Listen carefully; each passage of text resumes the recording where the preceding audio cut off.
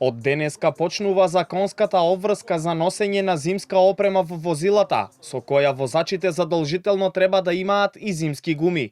Од Републичкиот совет за безбедност во сообраќајот на патиштата велат дека ова е заради поголемата безбедност во сообраќајот. Првиот човек на Републичкиот совет, Горан Ангеловски, за Канал 5 вели дека законот е јасен. Ако возилото е под 3,5 тони, тогаш со зимските гуми нема потреба од носење на ланци, но доколку се летни гуми со длабочина на шара до 4 мм, треба да се поседуваат со одветни синџири. За возилата пак кои имаат над 3,5 тони тежина, тогаш зимските гуми треба да бидат со длабочина на шара од 6 мм и исто така нема потреба од синџири, но доколку се со летни гуми, тогаш потребно е да се поседуваат ланци. На сите пневматици на кои што од страна на производителот е ставено ознака М+С, МС и планински врв, и ги исполнуваат оние карактеристики кои што ги напоменав претходно, да имаат минимум 4 мм длабочина на шара, на нагазен слој по ширина и должина.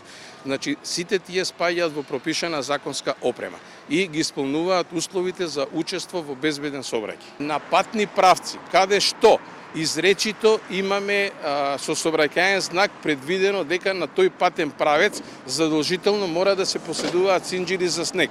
Тоа во пракса би значило патните правци према превоите како што е Попова шапка, како што е Маврово, како што е Стража, во тој случај покрај пневматиците мора да поседуваат и синџири за снег. Денеска и од Автомото Сојузот потсетија дека мерката за носење на зимска опрема важи без разлика на актуелните временски услови и има за цел да ја зголеми безбедноста на учесниците во сообраќајот во зимскиот период. Законските одредби предвидуваат дека возилото мора да поседува зимска опрема во периодот од 15 ноември до 15 март.